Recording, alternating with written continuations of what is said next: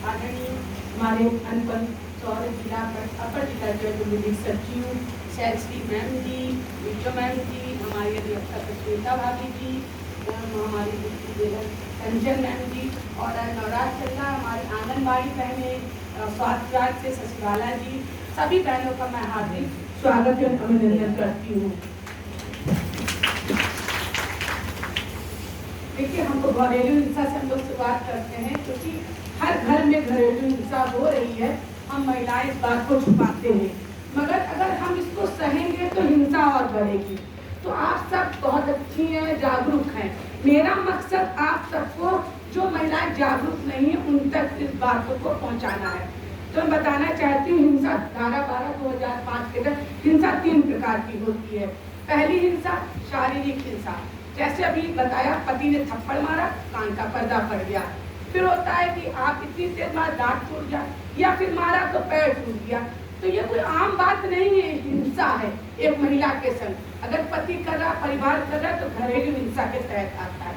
दूसरी हिंसा आती है कि आपको मानसिक हिंसा। मानसिक हिंसा क्या है? सास क्या कहेगी घर पे, बांझ है, बच्चे नहीं पैदा कर सकती है।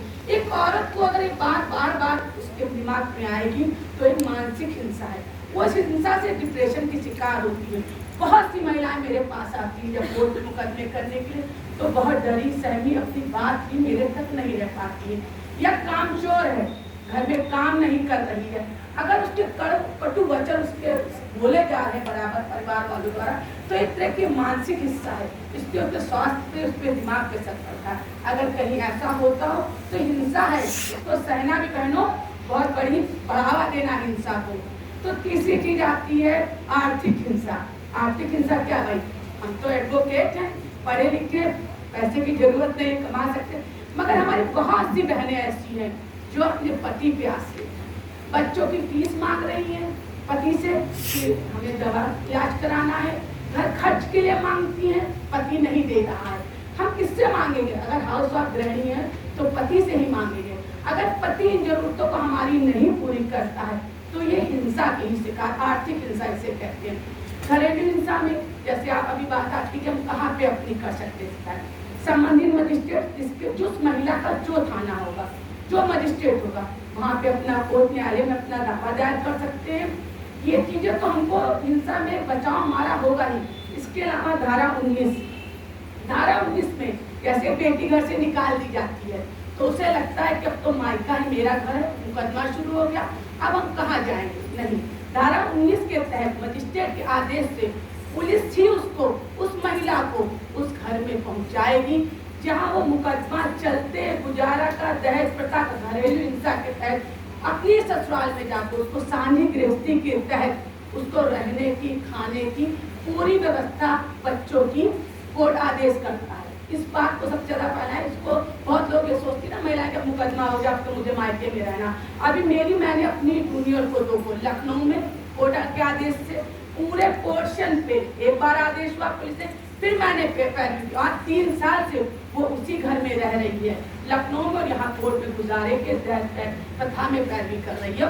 बिजली का बिल भी पति दे रहा है, सारी चीजें दे रहा। अब एक चीज और आती है, रहने की व्यवस्था होगी, हम खाएंगे क्या, रहेंगे क्या। घरेलू हिंसा में धारा अंतरिम की व्यवस्था है, धारा 23 के तहत, जिससे आप रहने की व्यवस्था धारा 19 से 23 भी हमें जो है वो खाने की, रहने की और दवा इलाज की व्यवस्था, आप एक एप्लीकेशन डालेंगे मजिस्ट्रेट के यहाँ, तो उसमें कोर्ट आपको आदेश करेगी।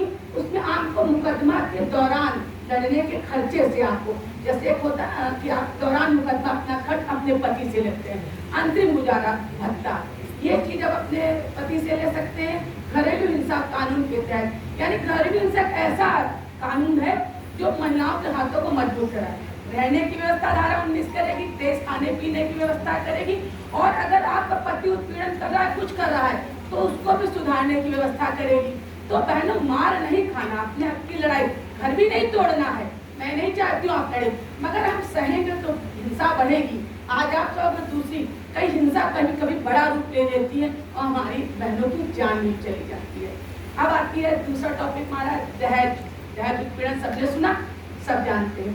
दहेज देना और लेना दोनों अपराध है। देखिए, मैं थोड़ा सा अलग हटके कानून की पहले बात बताऊं। एक पिता मैंने देखा है सारी जिंदगी कि पूंजी वो एक पनीर का टुकड़ा नहीं खाता है, काजू की बर्फी नहीं खाता है, अपनी बेटी को पढ़ाता है।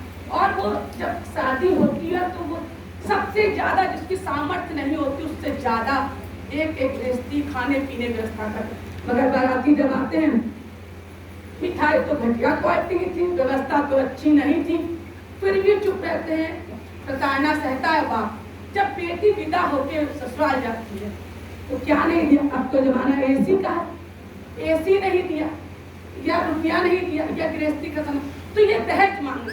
अपनी सामर्थ्य जो गिफ्ट हम देते हैं वो नहीं, मगर इसी को लेके हमारी बेटियां प्रताड़ित की जाती हैं और हमारी कितनी बेटियां जल जाती हैं, कितनी बेटियां फांसी लगा लेती हैं, कितनी बेटियों के संग ये होता है। और सबसे एक चीज और अगर हट के मैं कहूंगी कि हम लोग कभी कभी आंखें बंद कर लेते हैं।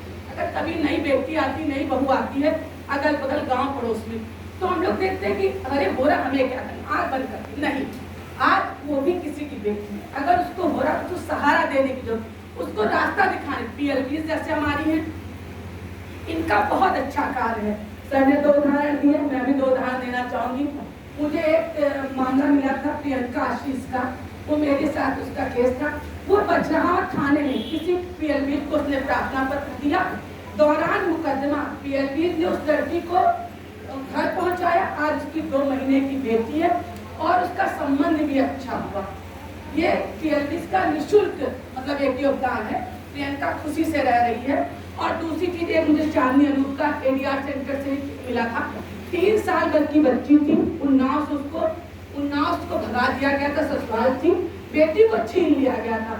जो पहले हर शर्त उन्होंने मुझे दिया था, उस बेटी के लिए मैंने सारी जगह, राय महिला थाना, महिला आयोग, मैंने भी जिद नहीं छोड़ी और वहाँ 10 साल रुपए वो दी आई थी।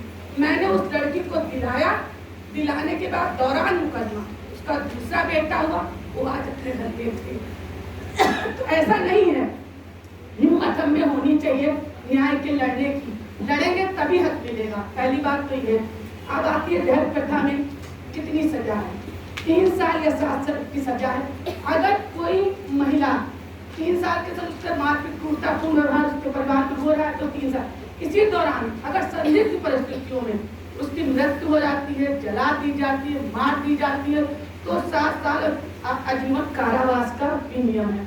अब बात आती है कि दहेज का मुकदमा कौन लिखा सकता है। महिला, पीड़ित महिला भी लिखा सकती है, उसके परिवार वाले लिखा सकते हैं और कोई व्यक्ति जो उसका नजदीक का हो। अगर किसी महिला की FIR लिखानी है तो दहेज उत्पीड़न में ये चीजें आती। अब बात आती है कैसे कहाँ लिखानी, उसके लिए संबंधित थाना जहाँ घटना घटती है वहाँ आप लिखा सकते हो।